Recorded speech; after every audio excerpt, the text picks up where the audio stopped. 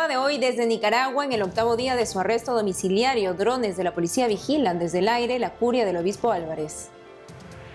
En España, en ruinas, santuario de las apariciones de la Virgen de Fátima, la iglesia recauda fondos para reconstruirla.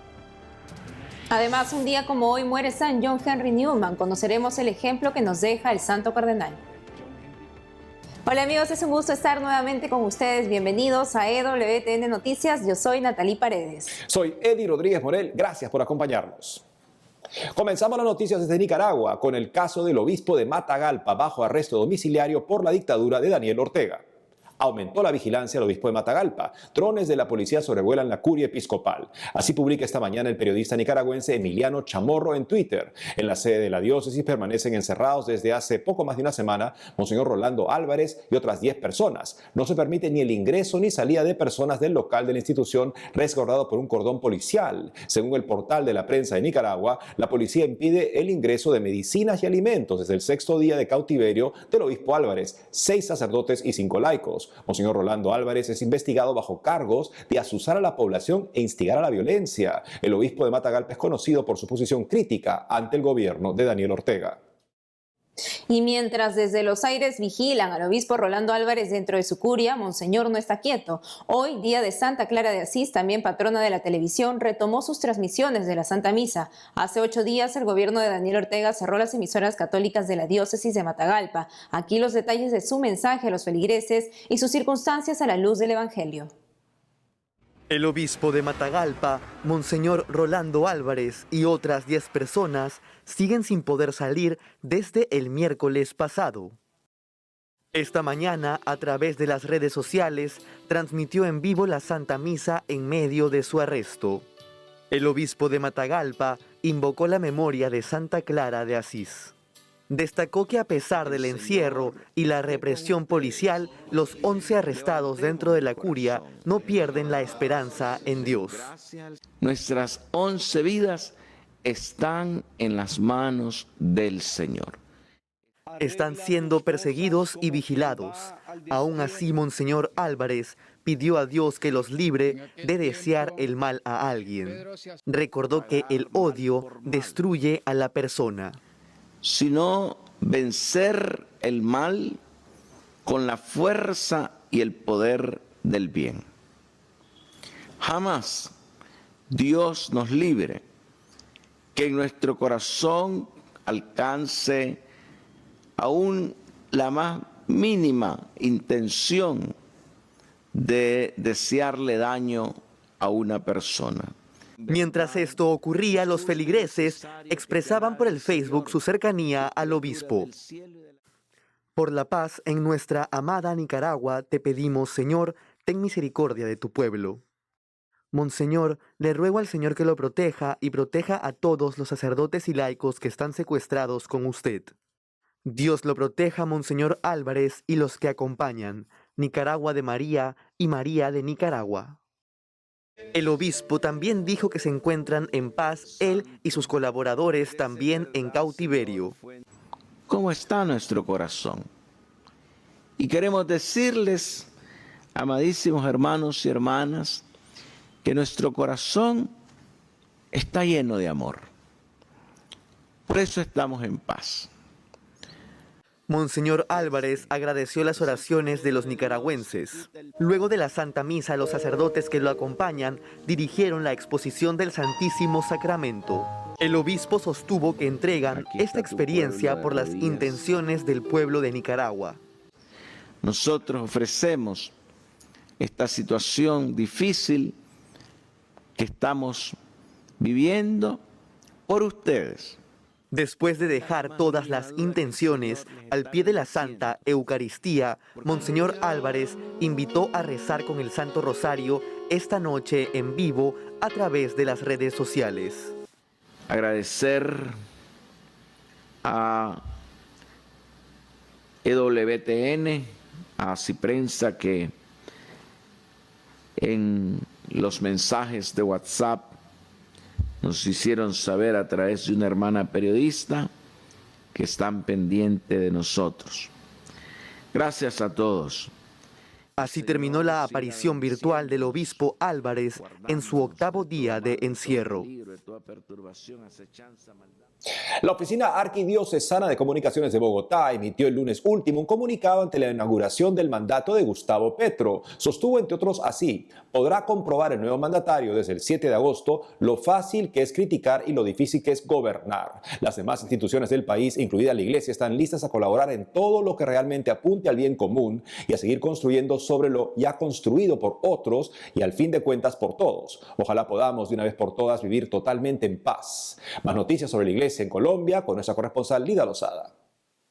Aquí desde la sede de la Conferencia Episcopal de Colombia en la ciudad de Bogotá, donde inicio contándoles que, según lo ha anunciado en los últimos días el Dicasterio para las Causas de los Santos, el Papa Francisco ha autorizado la promulgación de los decretos relativos a las virtudes heroicas del siervo de Dios Jesús Antonio Gómez Gómez y lo ha declarado venerable. Esto significa un primer paso en el proceso de canonización de este recordado y querido sacerdote colombiano. Se trata de un presbítero de la Arquidiócesis de Medellín, conocido como el Padre Toñito, quien dedicó su vida de manera especial a la instrucción espiritual de sacerdotes desde el Seminario Conciliar de la capital antioqueña. El sacerdote, nacido el 26 de marzo de 1895 en el municipio del Santuario, Antioquia, y fallecido en la ciudad de Medellín el 23 de marzo de 1971, el mismo año en el que creó el Fondo Sacerdotal para los Pobres, causa por la que es muy conocido. Es también recordado por ser amigo de los pobres, apóstol de los sacerdotes y por su especial compromiso en la evangelización de los niños y los jóvenes. Y en otras noticias, la Arquidiócesis de Barranquilla será la sede del primer Congreso Nacional de Evangelización. El evento, que se llevará a cabo del 17 al 19 de agosto en la ciudad de Barranquilla, buscará dinamizar la misión evangelizadora no solo de esta iglesia particular, sino de toda la Iglesia Católica en Colombia. Estarán participando 4 arquidiócesis: la arquidiócesis de Tunja, la arquidiócesis de Nueva Pamplona, la arquidiócesis de Santa Fe de Antioquia y nuestra arquidiócesis de Barranquilla. 12 diócesis y un vicariato apostólico. Sumamos 17 jurisdicciones eclesiásticas con el propósito, repito, de profundizar en la realidad de nuestro proceso de evangelización para ir ajustando, para ir cambiando, para ir motivando a la comunidad a realmente construir desde la iglesia una sociedad más justa, más solidaria, más fraterna. Y finalmente, la Conferencia Episcopal está invitando a todos los fieles dentro y fuera del país a unirse a la campaña Dona Nobis 2022, una colecta que se realiza anualmente con el fin de recaudar fondos que permitan apoyar el sostenimiento de la misión evangelizadora de la Iglesia en los diferentes territorios del país. Esta es la invitación que nos hace el secretario general del Episcopado colombiano. El corazón de la Iglesia es la evangelización. Este domingo, 28 de agosto, te invitamos a unirte a la campaña Dona Nobis, que busca recaudar fondos para sostener las obras de evangelización de la iglesia que peregrina en Colombia. Puedes acercarte a tu parroquia y dar tu ofrenda, o a través de los aplicativos que presentamos a continuación. Desde la capital colombiana, Lida Lozada, EWTN Noticias. Nos vamos a Estados Unidos. Una adolescente es investigada por la justicia, denunciada por abortar y quemar a su bebé con ayuda de su madre. Veamos en este informe las conversaciones que ambas mantuvieron a través de Facebook para concretar el crimen. Estas son las pruebas extraídas desde Facebook Messenger que constatan que un adolescente de 17 años en el estado de Nebraska, Estados Unidos, habría abortado, quemado y sepultado a su bebé de 28 semanas con la ayuda de su madre. Facebook entregó los mensajes de las mujeres a las autoridades. La joven Celeste Burgués pregunta a su madre, Jessica Burgués, ¿lo haremos hoy día? A lo que responde que sí, que la primera pastilla que tome detendrá las hormonas y que tiene que esperar 24 horas para tomar la otra. Celeste accede y le recuerda a su madre que deben quemar la evidencia una vez que todo esté afuera. Según informa el sitio web Vice, la joven Celeste Burgués y su madre Jessica Burgués habrían comprado un kit de la píldora del día siguiente llamado Pregnot, conformado por los fármacos mifepristona y misoprostol. La mifepristona mata de hambre al bebé al bloquear los efectos de la hormona progesterona, provocando un aborto espontáneo. En los documentos presentados por Ben McBride, detective de la policía de Norfolk en Nebraska, que sigue el caso, se describe que después de tomar los fármacos abortivos, Celeste habría expulsado al bebé muerto. Además de esto, ella y su madre habrían pedido ayuda a Tanner Barnhill, de 22 años, para quemar el cuerpo del pequeño y deshacerse de él, colocándolo en una bolsa de plástico. El hombre está siendo acusado del delito de ocultar la muerte de otra persona. En la conversación entre la joven y su madre Jessica, la adolescente le expresa: "Finalmente podré usar jeans". Asimismo, de acuerdo a Ben McBride, Celeste habla sobre cómo no puede esperar para sacar esta cosa de su cuerpo. Celeste Burgués tenía 28 semanas de embarazo, 8 semanas más que el límite legal para el aborto en el estado de Nebraska, que es de 20 semanas. La líder provida norteamericana Layla Rose se pronunció en Twitter respecto de este caso y denunció que este es un asesinato al que los medios están tratando de dar vueltas como si no lo fuera. El juicio de ambas está programado para octubre. Nos vamos a España. Ahí la iglesia está comprometida con el rescate de un lugar donde se apareció también la Virgen de Fátima a Sor Lucía. Sucedió en Pontevedra, hoy convertido en santuario. Nuestro corresponsal Nicolás de Cárdenas informa. Saludos desde España, compañeros. ¿Sabían que la Virgen de Fátima no se apareció solo en Portugal? En efecto, 2 de las apariciones a Sor Lucía sucedieron en España, en concreto en Pontevedra, donde pasó parte de su juventud antes de ser monja carmelita. Y el santuario donde todo esto ocurrió, al norte de España, está en estado ruinoso.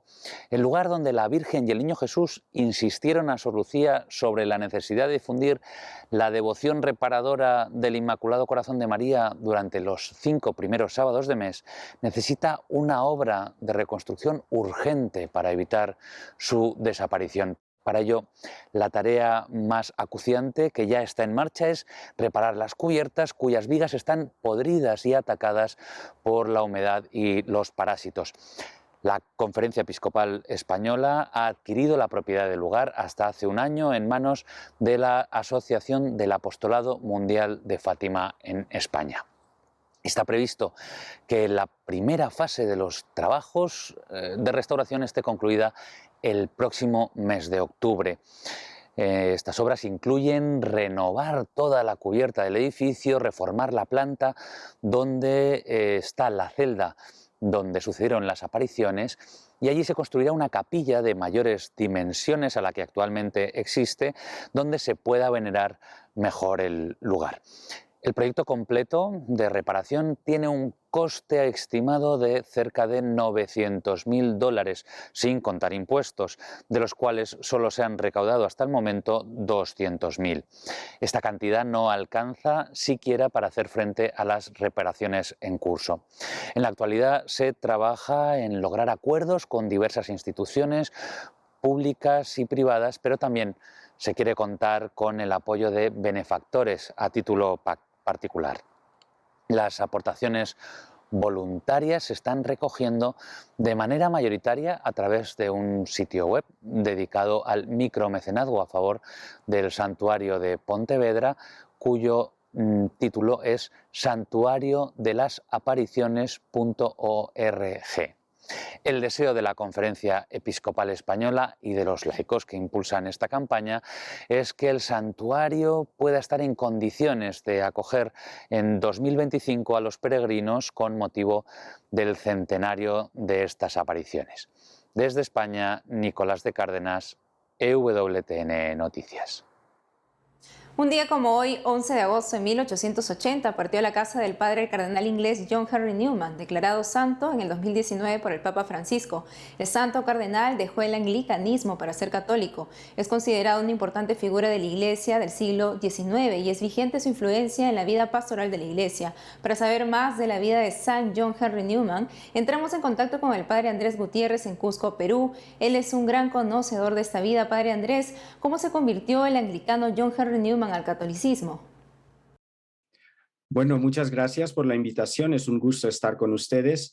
El cardenal Newman, una figura en el mundo anglicano, en la iglesia anglicana en el siglo XIX, estaba buscando una vía media, como un anglicanismo que estuviera en parte simpatizando con algunas ideas católicas, porque a través de su investigación el John Henry Newman encontraba muchas de las proposiciones y doctrinas de la Iglesia Católica como verdaderas. Y fue su estudio de la patrología, de los escritos de los padres de la Iglesia, como encontró que la Iglesia Católica realmente poseía el depósito de la verdad. ¿Cómo reaccionó su entorno a esa conversión?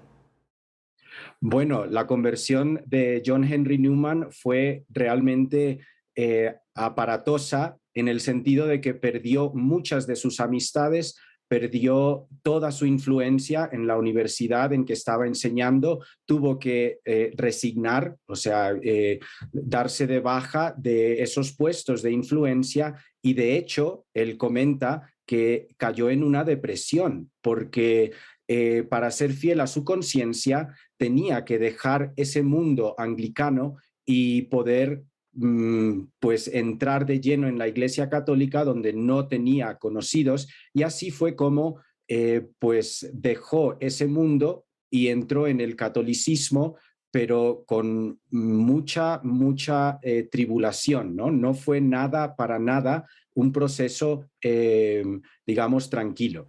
¿Y qué carisma especial tenía San John Henry?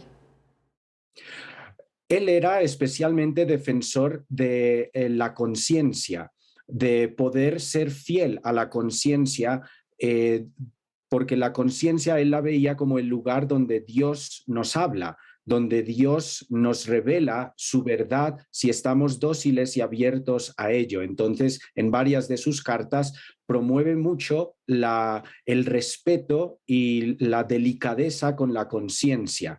Es una de sus características y que podríamos llamar una de las aspectos por el cual es más conocido. Así es, padre. ¿Y cuál es la contribución de San John Henry Newman a la doctrina católica y la vida de la Iglesia? Bueno, él teniendo su experiencia anglicana y después su proceso de conversión, él escribió varios tomos sobre el desarrollo de la doctrina de la Iglesia como un proceso que se va profundizando, no cambiando la verdad o los principios teológicos, sino desarrollándolos de la revelación ya dada. Entonces, en línea con todos los padres de la Iglesia, John Henry Newman como que nos actualiza en esta edad moderna para comprender que la doctrina católica, el depósito de la fe que tenemos en la Iglesia Católica se va desarrollando, no hay ruptura, que es lo que muchas veces señaló el Papa emérito Benedicto XVI con una hermenéutica de la continuidad y no una hermenéutica de la ruptura. Así es, padre, muy importante lo que nos comenta sobre San Henry Newman. Padre Andrés Gutiérrez, gracias por su compañía en el programa. Con muchísimo gusto. Hacemos una breve pausa y al volver, hoy es la fiesta de Santa Clara de Asís, sierva de los pobres y patrona de la televisión. Además, sobre la pornografía y cómo no caer en ella, entrevista con el director de Juntos por la Vida a raíz de su próximo taller. Ya retornamos con más información con Enfoque Católico.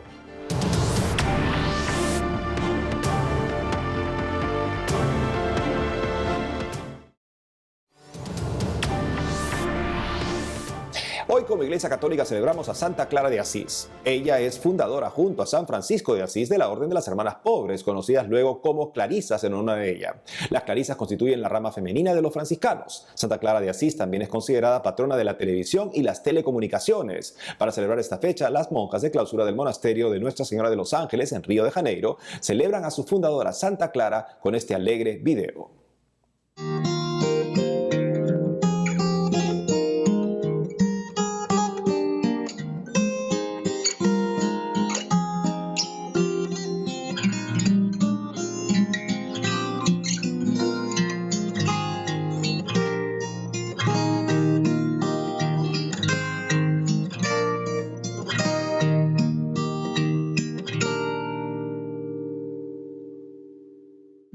Paz e bem! Hoje, clarissas do mundo inteiro se alegra com a solenidade de Nossa Mãe Santa Clara, uma luz luminosa da Santa Igreja. E nós, clarissas do Mosteiro de Nossa Senhora dos Anjos, nos alegramos por poder partilhar um pouco da nossa vida e vocação com vocês. Que a nossa Mãe Santa Clara abençoe a todos. Feliz dia de Santa Clara! O Senhor Todo-Poderoso nos abençoe, volte para vós os seus olhos misericordiosos e vos dê a sua paz.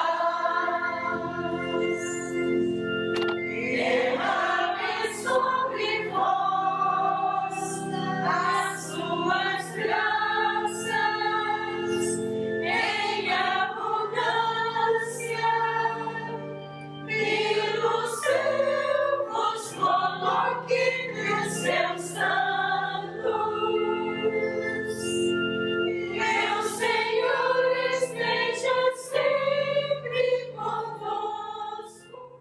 ¿Se han preguntado cuáles son las consecuencias del consumo de la pornografía? Según la plataforma Catholic Link, destruye la capacidad de amar. Por ello, la plataforma católica realizará un taller virtual en vivo este sábado 13 de agosto titulado Una vida sin porno, 5 pasos concretos para dejarla. Para hablar más sobre esta importante charla está conectado con nosotros desde Guatemala José Manuel Menegazo. Él dictará el tema. José Manuel es además director ejecutivo del Instituto Juntos por la Vida. José Manuel, ¿cómo es que se cae en el consumo de pornografía? Hola Natalie, qué gusto saludarlos a todos, qué gusto saludarte. ¿Cómo se cae en el consumo de la pornografía? Pueden ser muchas cuestiones las que motiven, digámoslo así, ese primer acercamiento. Sin embargo, en el momento que se da, puede ser ya sea curiosidad, puede ser porque alguien más se lo mostró a la persona, pero ya en el momento en que tienen ese primer contacto, se genera de cierta forma ese interés de querer ver más. Y entonces es ahí donde empieza todo el problema. Quiero aclarar que el problema siempre, cualquier tipo de consumo, por más mínimo que sea, va a ser un problema, pero va escalando poco a poco. Desde ese primer contacto, la persona va buscando más, va queriendo, se va interesando más en el tipo de contenido, y esto hace que la persona se vaya envolviendo a tal punto de generar una dependencia y hasta un punto de ya hablar de una adicción, ¿verdad? ¿Cuáles son los efectos de consumir este tipo de material? A ver, pudiéramos resumir, digamos, dentro de los efectos más importantes que genera consumir la pornografía. Primero, la dependencia física que se genera, o sea, física al punto de llegar a ser como una droga en cuanto a niveles de dopamina y demás hormonas y neurotransmisores. Pero lo más grave es que distorsiona la visión de lo que es la sexualidad humana, nos da una versión de ciencia ficción, le digo yo, o una versión pirata, y por tanto destruye la capacidad de amar, que al final de cuentas la sexualidad humana está llamada al amor. Entonces destruye nuestra capacidad de amar, y esto es lo más grave que genera la pornografía en la persona, y es como se está llevando la vida de muchas personas en silencio. ¿Cuál es tu mensaje a los que luchan por dejar la pornografía? Bueno, mi primer mensaje sería de esperanza. ¿Por qué? Porque a veces uno, estando dentro del vicio, uno siente no poder salir o no encontrar cuándo llegará realmente a salir. Sí se puede, sí hay formas, sí hay herramientas. De hecho, eso es a lo que nos estamos dedicando. Claro, llevará su tiempo. Tendremos que tener paciencia, perseverancia, sacrificio, disciplina. Por supuesto que nos conlleva mucha virtud, mucho trabajo, pero sí es posible salir de la pornografía, sí es posible llevar una vida libre de pornografía. Recuerda, José Manuel, cómo pueden hacer los interesados en asistir al taller virtual Una vida sin porno. Sí, cualquiera que esté interesado, esta va a ser un taller que vamos a dictar en Catholic Link junto con Juvid, y pueden entrar a la página de Catholic Link y ahí mismo se pueden inscribir. Nomás entran a la página, van a encontrar la publicidad del evento y ahí les sale pues dónde pueden acceder al link para poder inscribirse, y está abierto a todo público, ya sea que la persona esté presenciando problemas de pornografía en sí misma, o si es para formarse en el tema o para ayudar a otros, incluso o conocer algún caso cercano y querer tener más herramientas para poder apoyarlos. Así es, José Manuel Menegaso, gracias por la entrevista. Gracias a ti, qué gusto saludarlos. Y una nueva vía de peregrinación se abre en España. Se trata del Camino de los Santuarios. Conozcamos de qué se trata y cuál es la ruta que los peregrinos seguirán para animarnos pronto a recorrerla.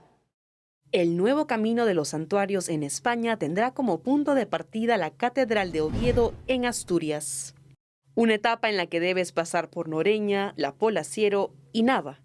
Luego la peregrinación avanza para detenerse en una segunda parte en el Santuario de la Virgen de la Cueva, pasando por Infiesto, Villamayor y el concejo Cangas de Onís. En un tercer punto principal de esta ruta se caminará por la Covadonga y atravesar Benia, Avín, Arenas, Sotres, Mogrovejo para finalizar la peregrinación en Santo Toribio de Liébana, el cual es uno de los 4 lugares santos del cristianismo en todo el mundo junto a Roma. Y eso es todo por hoy, amigos. Gracias por habernos acompañado. Ya saben que pueden seguirnos en nuestras redes sociales y en ewtnnoticias.com. Hasta mañana.